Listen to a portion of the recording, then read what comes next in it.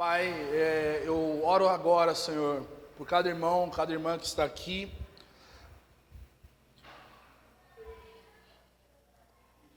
Espírito Santo, nós te pedimos, esteja aqui agora, Senhor. Toda resistência da nossa altivez, da nossa soberba, dos nossos sofismas, seja abatida agora pelo poder da palavra e do Evangelho, e que o Senhor seja glorificado aqui, Senhor. Nós pedimos, enche essa sala com a sua presença, Senhor. Enche essa sala com a sua glória, Senhor. Com o peso da sua glória, Deus. Pai, eu oro para que sinais aconteçam nessa noite, Senhor. Revelação do Senhor aconteça nessa noite. Encontros com a sua presença, encontros angelicais, encontros sobrenaturais aconteçam aqui nessa sala, Senhor. Nós estamos esperando pela sua presença, Espírito Santo. Nós queremos ser cativados pelo Senhor agora, Deus. Fica conosco, mexa com o nosso coração nessa noite, Deus. Abale o nosso coração nessa noite, Deus. Em nome de Jesus. Amém?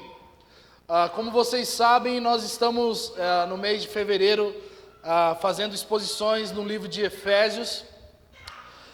Na primeira semana a gente falou um pouco sobre bendizer o Senhor pela obra da sua salvação, ou bendito seja Deus por tudo que Ele fez por nós, em nos inserir na sua história, nos predestinar, nos comprar com seu sangue, nos fazer seu povo, nos selar com o seu Espírito Santo, que é a garantia de que nós somos salvos.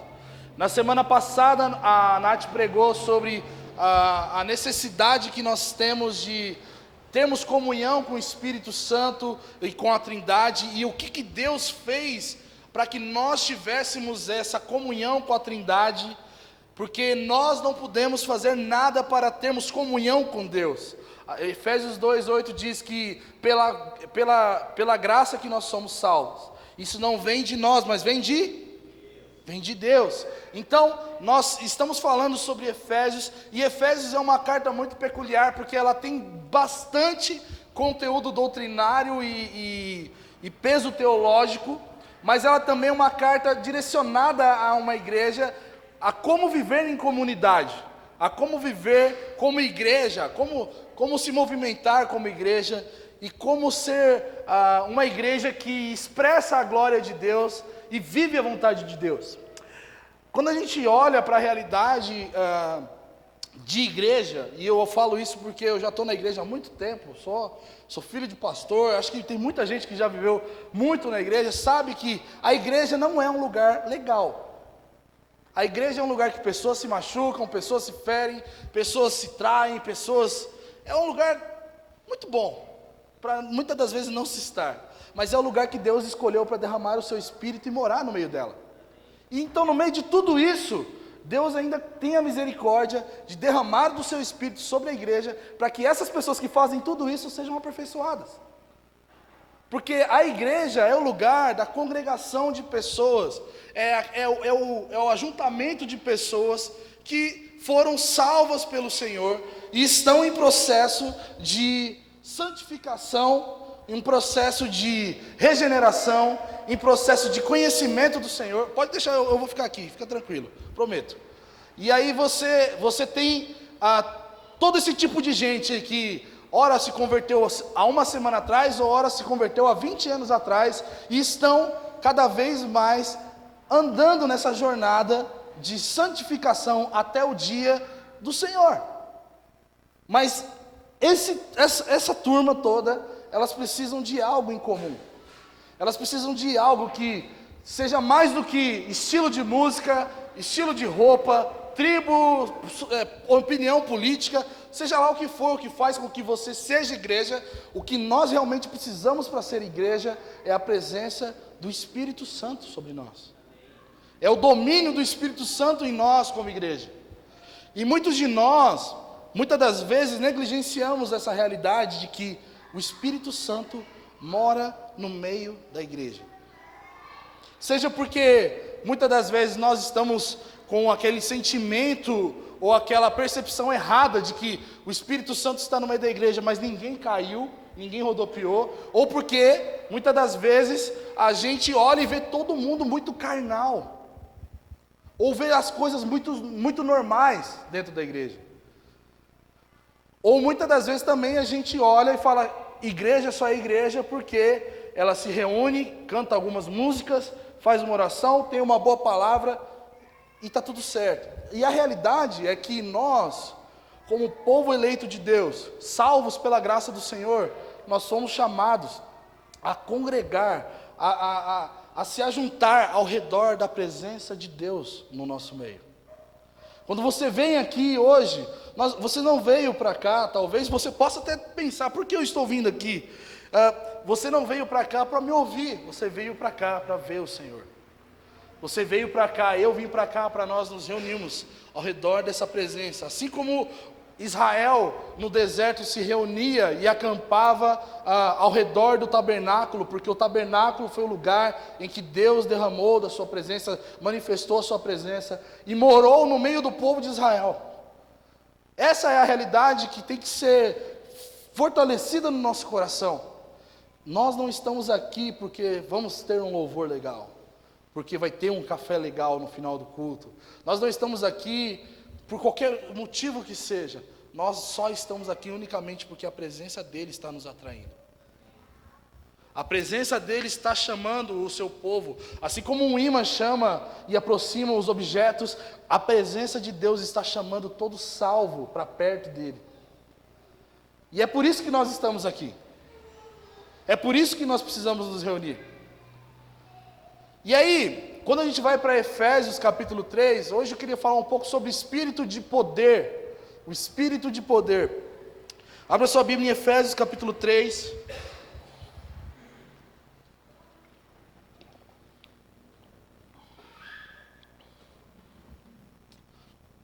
Efésios capítulo 3, versículo 14 diz assim: por essa razão, que razão? A razão que nós estamos reunidos, a razão que faz com que Paulo pare tudo que está fazendo, se ajoelhe e ore, é uma razão. E essa razão é justamente o motivo que faz com que ele se coloque em posição de intercessão diante de Deus por aquelas pessoas que estavam lendo aquela carta.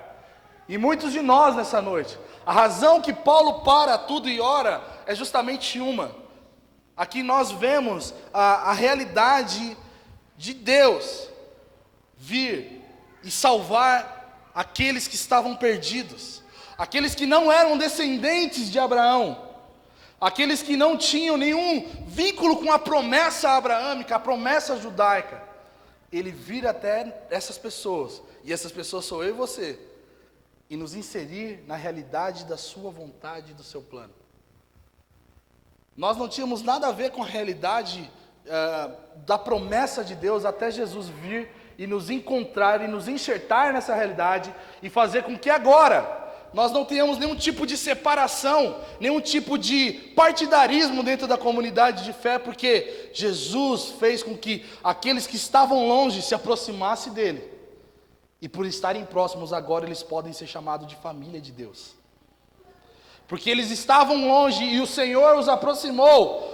O Senhor, com a sua graça e misericórdia e o seu plano perfeito, executou a sua vontade em perfeição, nos alcançou e nos trouxe para perto.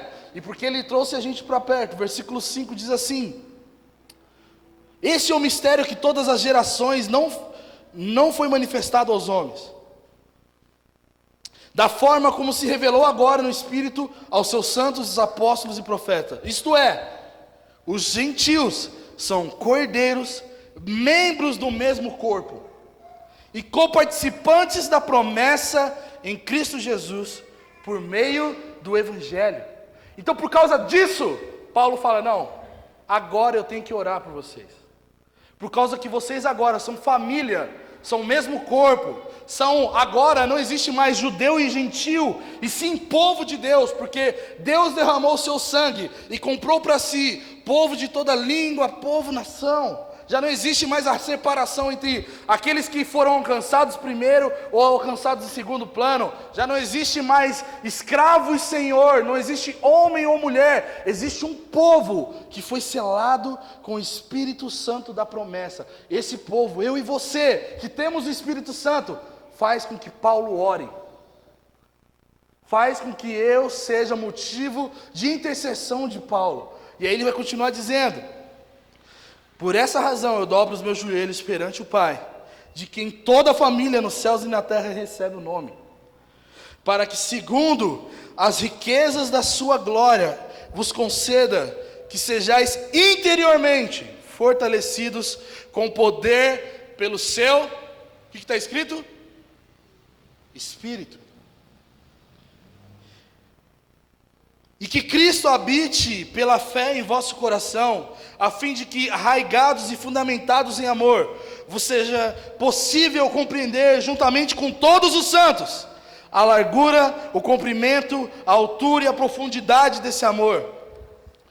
E assim conhecer esse amor de Cristo que excede todo entendimento, para que sejais preenchidos até a plenitude de Deus.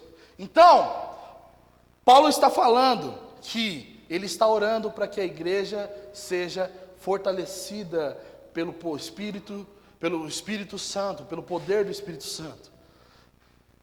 A gente tem que lembrar, justamente há 2 semanas atrás, a gente tem que lembrar justamente o significado e a necessidade de nós termos o Espírito Santo com a gente. O Espírito Santo não é uma pombinha que pousa no nosso ombro e depois vai embora quando você fala um palavrão ou você faz alguma coisa de errado. O Espírito Santo não é uma energia ou um poder ou uma sensação que vem no meio da igreja quando o culto não está muito legal, ou quando o louvor dá tudo errado. Pessoal, vamos orar para o Espírito Santo vir porque o louvor deu tudo errado. Não, o Espírito Santo não é agitador de culto. O Espírito Santo é Deus. É Deus. Ele é a promessa que Deus fez lá em Joel, que Ele derramaria sobre nós, derramaria sobre toda a carne. Ele é Deus morando no meio da igreja. Ele é o selo da promessa de Deus. É a única coisa que faz com que nós tenhamos certeza de que nós somos salvos e de que nós um dia vamos ser restaurados, vamos ser de uma vez por todas ressuscitados, e esse corpo não vai ser mais corruptível, vai ser tomado de corruptibilidade. É justamente a presença do Espírito Santo morando dentro de nós. É justamente o Espírito Santo vindo morar dentro de nós.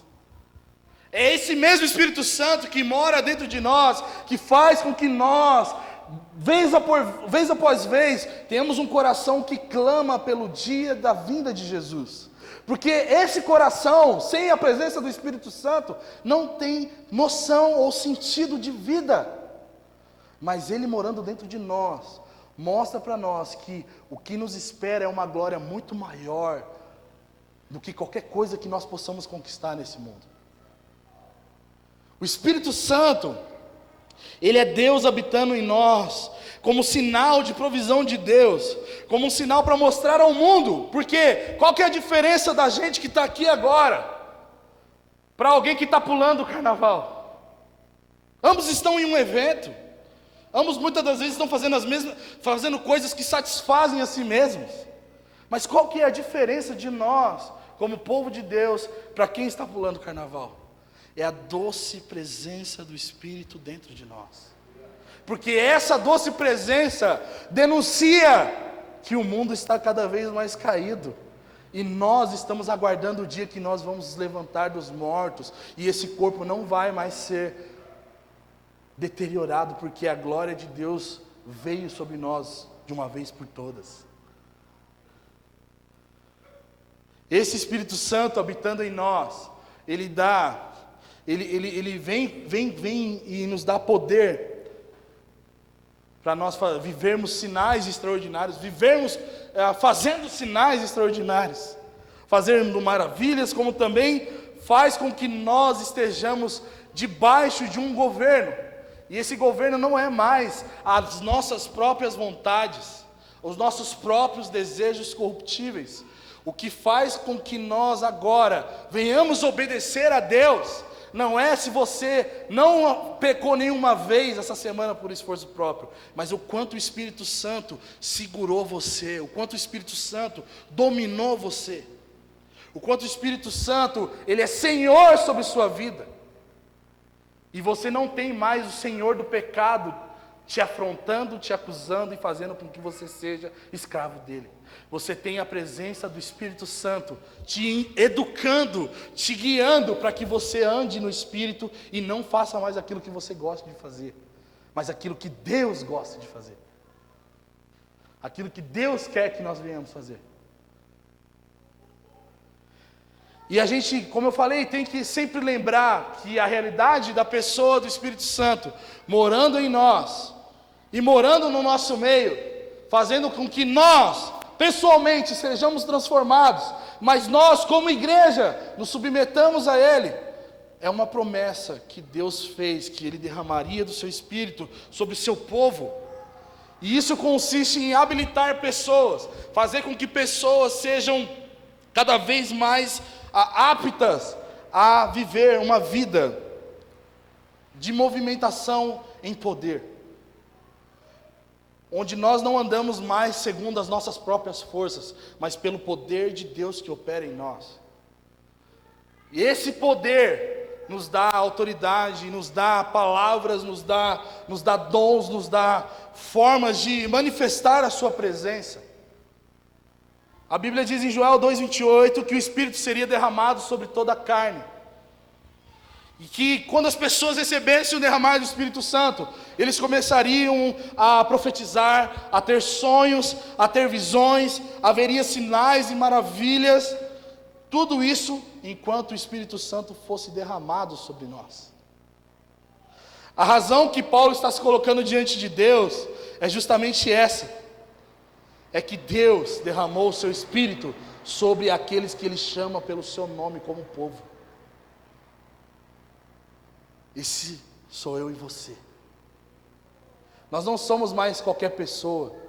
Nós não somos mais órfãos porque nós não tivemos nome dos nossos pais no nosso registro. Nós temos o nome da família de Deus, porque o seu Espírito mora em nós. Nós não somos mais perdidos. Nós não somos mais solitários, porque esse Espírito Santo nos enche e nos coloca em família, que é a sua igreja. E esse Espírito Santo faz com que nós conheçamos o amor de Cristo, tanto no sentido profundo, no sentido largo, no sentido de altitude, no sentido de completude que esse amor nos alcança. Vocês estão aqui? Está fazendo sentido?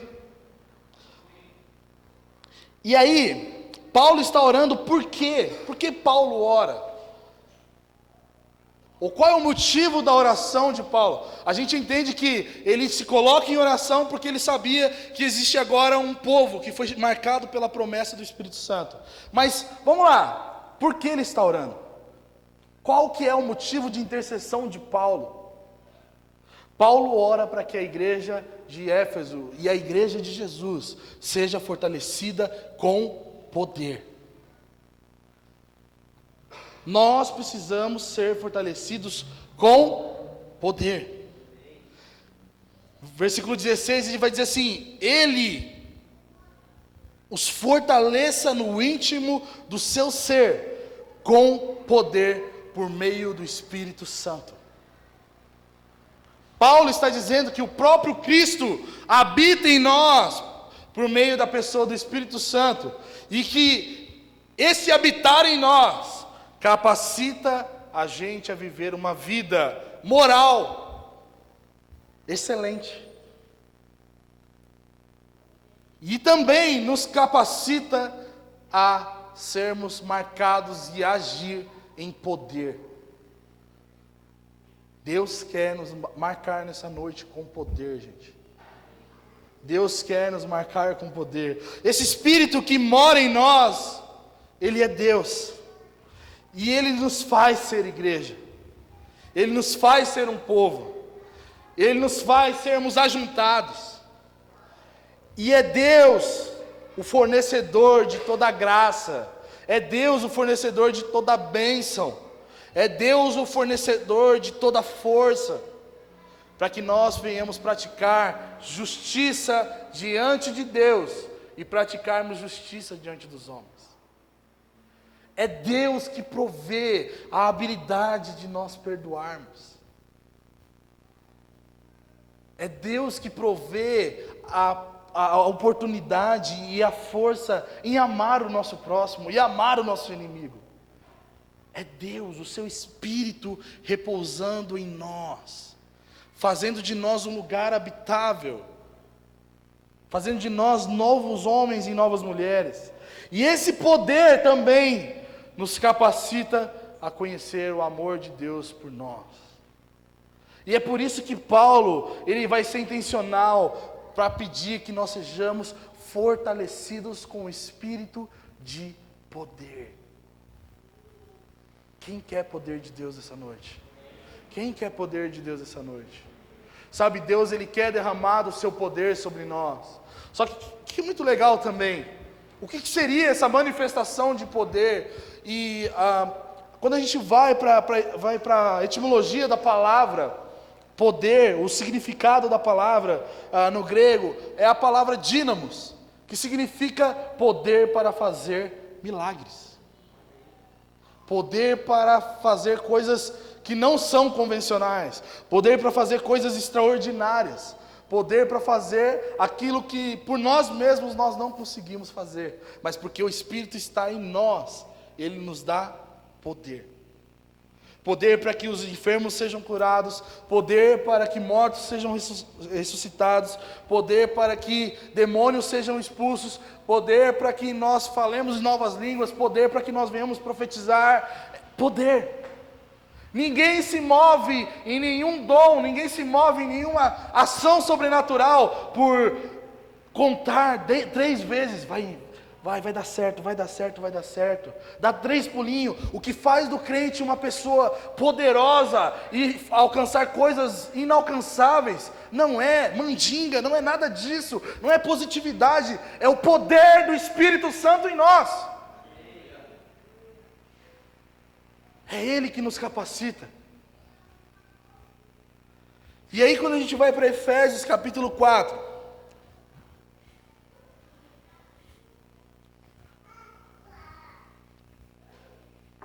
versículo 7 diz assim: mas a graça foi concedida a cada um de nós conforme a medida do dom de Cristo. Por isso foi dito: subindo para o alto, levou cativo o cativeiro e deu dons aos homens. Quando Paulo fala que Cristo subiu para o alto e levou cativo o cativeiro e depois deu dons aos homens, ele está fazendo menção ao Salmo 68, versículo 18. Você pode ler na sua casa o Salmo 68 inteiro. Mas o versículo 18 fala justamente sobre isso, sobre aqueles que sobem nas alturas e recebem despojos e dão dádivas aos homens. E justamente foi o que muitas das vezes os rabinos eles atribuíram isso a Moisés, que depois do Êxodo, depois de ter atravessado o sinal vermelho, o Mar Vermelho, ele sobe ao Monte Sinai e ele recebe um presente de Deus. E esse presente seria os 10 mandamentos.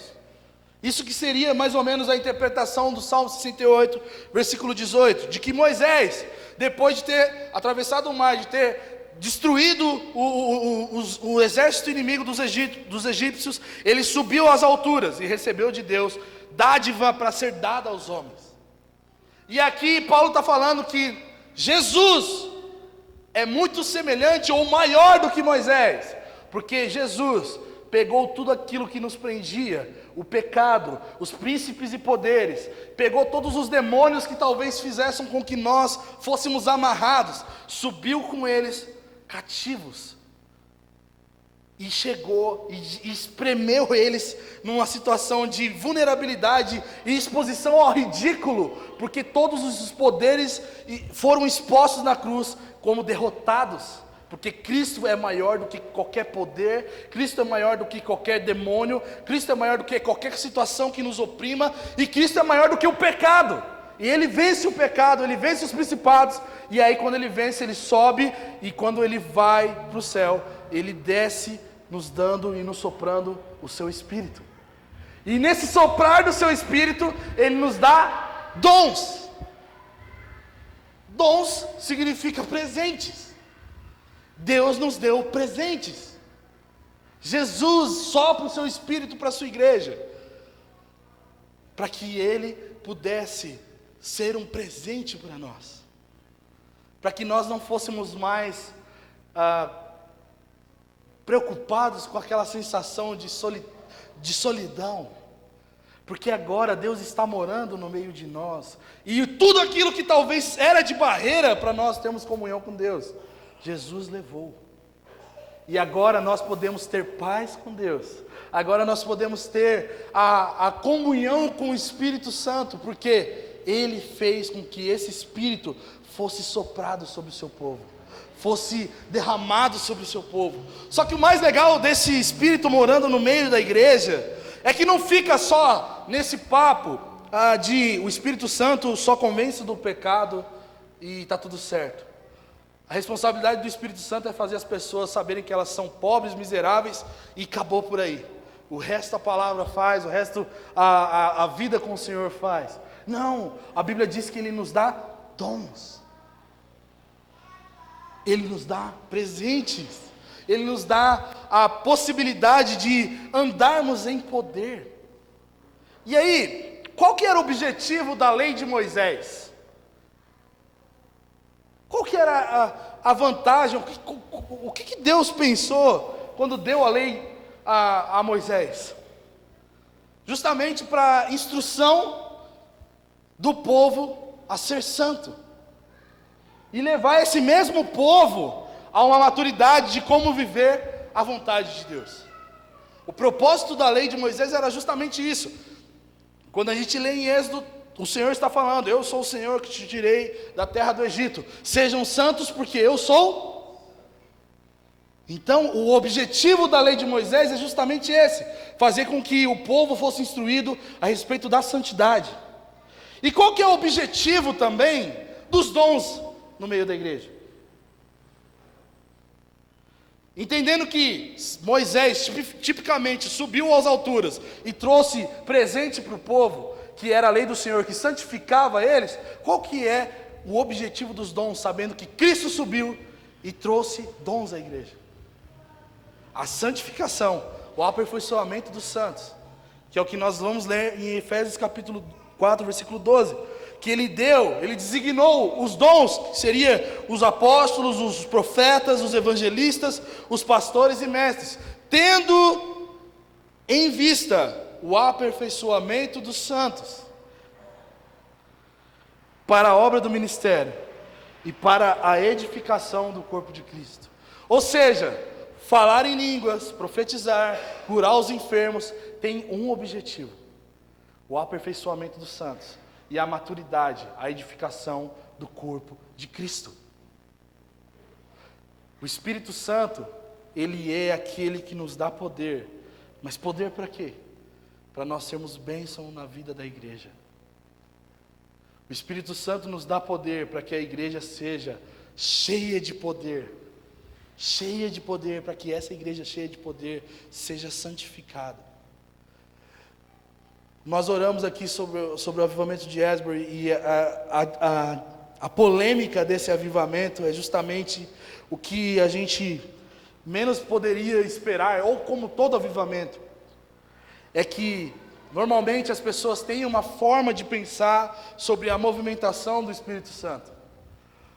As pessoas não querem atribuir que muitas das vezes é o Espírito Santo que nos expõe ao ridículo, rodando, sapateando, estribuchando no chão, gritando. Mas também as pessoas não querem atribuir o Espírito Santo à obra da regeneração. E nós entramos na maior briga que pode acontecer: é o Espírito Santo que está fazendo o avivamento ou são os homens? Porque muitos de nós esperamos avivamento com poder, com manifestação, e o que está acontecendo hoje em Asbury é só alguns jovens que entendem que a presença de Deus está ali, e porque ela está ali eles não conseguem mais viver em pecado. Mas houve outros avivamentos, há muito tempo atrás, como Azusa, como até mesmo em Toronto, em que pessoas chegavam a 2, 3 quarteirões do lugar de reunião, e elas começavam a tremer, porque a presença do Espírito Santo era forte. Independente de como ele está agindo, é ele que está agindo. E porque ele está agindo, ele está santificando o seu povo. E porque ele está santificando o seu povo, e uma das formas de santificar o seu povo, ele nos dá dons. Cristo soprou o seu Espírito sobre a igreja. Cristo deu o seu Espírito para a igreja, para fazer muito mais do que pessoas chorarem, para fazer muito mais do que pessoas se sentirem emocionadas, se sentirem arrependimento. E isso não é minimalizar isso. E Ele deu o seu Espírito para nós, para muito mais do que nós sentimos agitação ou inquietação dentro da gente. Ele nos deu o seu Espírito para morar dentro de nós. Ele nos deu a sua doce presença para habitar no meio de nós. E quando nós falamos sobre a questão do poder, que Paulo está falando ali, de que nós precisamos ser fortalecidos com o poder no nosso interior, Paulo está usando justamente a palavra dínamos, de fazer coisas extraordinárias. Mas Paulo em Efésios também, ele vai usar a palavra poder em outro contexto, em outra palavra grega, que é a palavra kratos, que diz respeito à realidade do governo, da soberania do Espírito Santo sobre a sua igreja. Em Efésios 1,19 ele está falando justamente disso. E ele falando sobre outra oração que ele está fazendo sobre os irmãos de Efésios, ele vai dizer assim, que a qual é a suprema grandeza do seu poder para conosco, os que cremos segundo a atuação da força do seu kratos, que significa o seu domínio sobre a igreja, a sua força sobre a igreja, a forma como o Espírito Santo orquestra, aquele que guia o seu povo para onde precisa ir. Assim como Deus dava a nuvem que guiava o povo no deserto, ou a coluna de fogo, Deus deu o seu Espírito para movimentar o seu povo na igreja. E é por isso que quando nós viermos à igreja, nós não precisamos estar de olho em quem está cantando, ou a forma como está cantando, ou a forma que está se vestindo, ou a forma que está falando. Os nossos olhos precisam estar naquilo que ele está se movendo. E talvez ele vai começar a se mover aqui com dons, talvez ele vai se mover aqui com choros, talvez ele vai se mover aqui com risos de alegria, talvez ele vai se mover aqui como ele quiser, porque ele é Deus. Mas nós precisamos vir com a expectativa de olhar e segui-lo, de olhar e se submeter a ele, de olhar e permanecer até que ele mude a sua opinião, ou mude a sua movimentação. Eu sei que muitos de nós estamos acostumados com liturgias e até mesmo a tempos específicos para se dedicar a Deus. Mas está chegando um tempo de nós olharmos e não esperarmos mais que um culto dure 2 horas. Ou que nós venhamos com o tempo correto para dar a Deus. Está na hora de nós começarmos a vir e prestar culto ao Senhor, esperando ver o que Ele vai fazer. Porque sabe por que está tendo um culto a mais de 150 horas? Porque jovens decidiram não mais se prender a 30, 40, 50 minutos de oração. Eles decidiram orar até o Espírito Santo falar, para de orar.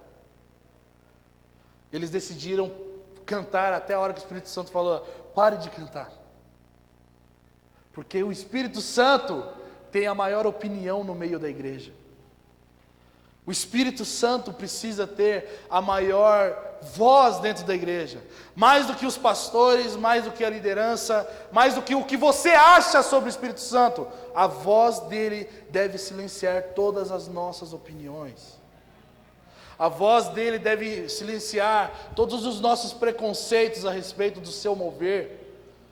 Porque O que tem de gente talvez tentando atribuir ao Espírito Santo aquilo que ele não fez, e o que ele não faz como obra do Espírito Santo, não tem conta. E o que tem de gente atribuindo coisas aos homens, ou até mesmo às emoções, sendo que é o Espírito que está fazendo, também não tem conta. Nós precisamos parar de olhar para as nossas opiniões, para os nossos achismos a respeito do mover de Deus, e começarmos a nos submetermos a Ele. Sabe por quê? Porque o Espírito Santo, Ele é Deus morando em nós. O Espírito Santo, Ele é o domínio sobre o povo de Deus, mas Ele também é o morador, é o hóspede, o dono da casa. Por isso que muitas das vezes, e achei muito interessante hoje o Web pregando, ele falou justamente de um exemplo que eu estava pensando. Muitas das vezes nós queremos atribuir a participação nossa, como nós estamos dando lugar ao Espírito Santo para ele fazer alguma coisa, mas a igreja é nossa. Ou muitas das vezes a gente quer desejar, ou de certa forma ressignificar o que é a igreja, dizendo que a casa é dele, como se nós estivéssemos dando espaço para ele. Mas ele é o dono de tudo, muito antes de nós acharmos que nós daríamos espaço para ele. A igreja é a casa de Deus, não porque a gente decidiu fazer uma igreja e a gente precisava do Espírito Santo para que a igreja funcionasse. A igreja sempre foi do Espírito Santo. A igreja não é de homens, a igreja não é de denominações, a igreja é do Senhor. E o Senhor é dono dela. E o Espírito Santo é Deus morando no meio da igreja, porque Ele é Deus vivificando aquilo que estava morto. Aquilo que era morto por conta do pecado, aquilo que era morto por conta do nosso orgulho, e Ele vem trazendo vida para fazer coisas extraordinárias no meio do seu povo. E é por isso que eu vim aqui nessa noite, para lembrar a vocês que nós precisamos do espírito de poder que Paulo está falando aqui. Só que o que é mais legal de tudo isso é que o Espírito Santo, ele é uma pessoa. Amém? O Espírito Santo é uma pessoa. E uma pessoa, ela tem vontades e sentimentos. E Paulo, em Efésios capítulo 4, versículo 31, na verdade, Paulo, no capítulo 4, ele começa a falar para eles: por causa que vocês foram cheios do Espírito Santo, porque Deus deu dons a vocês, vocês não podem mais viver de qualquer maneira. Por isso, aquele que mentia, não minta mais, mas fale sempre a verdade. Aquele que rouba, não roube mais, mas trabalhe para ter aquilo que você precisa ou quer ter. E que vocês se submetam uns aos outros em amor. E vocês, fazendo isso, não entristeçam o Espírito Santo. Deus está nos chamando para nós vivermos uma realidade de igreja tão palpável, tão forte, que é muito maior do que um evento, mas uma realidade de comunidade, em que nós sabemos uns dos outros, nós amamos uns aos outros, nós falamos a verdade uns para os outros, para que a fofoca não tenha espaço no nosso meio, para que a divisão não tenha espaço no nosso meio, para que a segregação, seja lá qual tipo seja, não tenha espaço no nosso meio, porque quem mora aqui é o Espírito. E qualquer tipo de coisa que venha dessa natureza, não é Ele que promove. E porque Ele não promove isso, Ele é contra isso. Agora, olha para mim e pensa, o que Deus, quando estava com Israel no deserto, passava, porque muitas das vezes existiam todos esses sentimentos de insubmissão, de segregação, de seja lá o que for, o que aconteceu dentro do povo de Israel, e você pode ler, de inveja, de ingratidão, de insubmissão à mão poderosa do Senhor. Muitos dos homens e mulheres que viviam nesse contexto, eles foram fulminados pela presença. Mas fulminados porque eles ofenderam a presença que estava no meio deles. O temor que nós precisamos ter, tendo o entendimento de que o Espírito Santo mora em nós e mora em nós como igreja, é de que qualquer coisa que nós venhamos cultivar como algo que não seja Ele fazendo, pode ser perigoso, porque isso pode entristecê-lo. Isso pode, talvez, ofender a pessoa de Deus ao ponto de que Ele pode vir com juízo sobre nós. Ou Ele simplesmente pode não estar mais no nosso meio e tudo que nós estamos fazendo é barulho. Muitas das vezes o que nós ouvimos de festa no meio do arraial do povo de Deus não é júbilo festivo em devoção ao Senhor, mas muitas das vezes aos nossos bezerros de ouro. E o Senhor quer quebrar isso no nosso meio. O Senhor quer que Ele não seja entristecido. Vocês estão aqui? Uma última coisa que eu quero falar justamente sobre os dons, é que nós precisamos, sabendo que Ele deu os dons à sua igreja, nós precisamos desejá-los. Nós precisamos parar de ter vergonha, de ter medo do que as pessoas vão falar, seja o seu líder, seja o seu pastor, seja você sendo pastor, seja você sendo o que você quiser. Deus nos chamou para nós termos o exercício dos dons no nosso meio, porque os dons vão aperfeiçoar a igreja. Os dons vão fluir no meio da igreja e vai santificar a sua igreja. Os dons do Espírito Santo no nosso meio vai fazer com que a igreja amadureça, vai fazer com que a igreja saiba o que é uma emoção e o que é um mover de Deus. Vai fazer com que a igreja entenda o que é demônio e o que é uma pessoa amargurada. Vai fazer com que pessoas sejam salvas pela manifestação do poder. E é por isso que em 1 Coríntios capítulo 14, Paulo vai dizer para nós que nós precisamos buscar os dons, nós precisamos buscar poder, nós precisamos buscar esse poder de fazer coisas extraordinárias, porque isso não diz respeito ao quanto eu sou poderoso, mas o quanto Ele está morando no nosso meio, gente. O quanto que Ele está querendo agir no nosso meio. Nós estamos pedindo avivamento, nós estamos orando pelo mover de Deus, mas será que nós estamos realmente desejosos por isso? Será que realmente nós estamos prontos para aquilo que Deus pode fazer em nós? E Ele está chamando a gente para que nós venhamos buscá-lo. Tanto que Paulo, quando vai dizer em 1 Coríntios 14, vai dizer assim: buscai os dons com desejos intensos. Ou buscar os dons intensamente. E a palavra ali que ele está falando com desejo intenso, diligência, buscar os dons, os melhores dons, ele está falando justamente de uma palavra em grego que é a palavra zelo. E zelo não tem nada a ver com um cuidado específico que nós entendemos como zelo. Zelo no grego significa desejo ardente. Queimar ardente, ciúmes por aquilo que o Espírito Santo tem para nós. Sabe o que nós precisamos? Voltar àquelas reuniões de oração em que nós não parávamos de orar até falarmos em línguas. Sabe o que nós estamos precisando? É nós nos voltarmos para Deus e começarmos a orar até que Deus rompa no nosso meio com curas. Até que Deus rompa com alguma palavra profética, até que alguém ouça algo de Deus, porque Ele prometeu espírito de poder. Ele quer batizar a gente com o seu poder nessa noite. E Deus, Ele faz com que nós tenhamos esse desejo, porque isso diz respeito à obra dEle sendo aperfeiçoada em nós e através de nós para a sua glória. Não diz respeito ao quanto que eu sou assertivo no meu dom, mas ao quanto eu estou disposto a abençoar a casa de Deus para que ela seja aperfeiçoada e santificada por aquilo que o Espírito soprou em nós. Mas eu quero deixar bem claro uma coisa: esse Espírito Santo, ele não é uma energia, ele não é um ki, ele não é uma força cósmica, ele é uma pessoa. É uma pessoa que precisa ser desejada. É uma pessoa que precisa ser honrada nos nossos dias. É uma pessoa que precisa ser reverenciada. Vocês estão aqui?